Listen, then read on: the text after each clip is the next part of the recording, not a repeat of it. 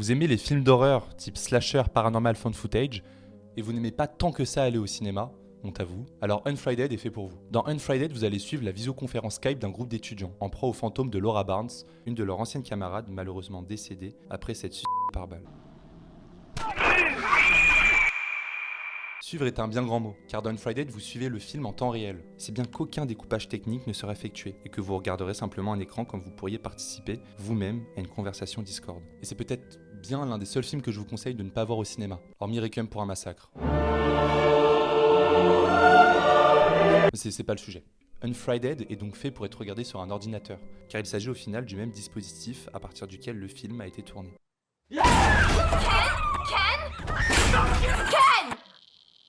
C'est ce qu'on appelle plus communément le screen movie, soit le film écran, qui désigne tout type et genre de film tourné uniquement à partir d'un logiciel de capture d'écran. Et vous avez énormément de productions de ce genre, des plus prodigieuses aux plus désastreuses.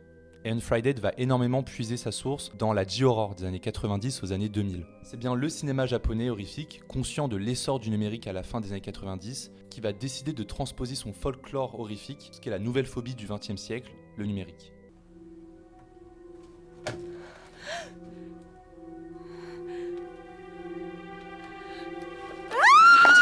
Le found footage avait déjà rompu cette distance entre le spectateur et le film, se sentant témoin d'images plus vraies que nature.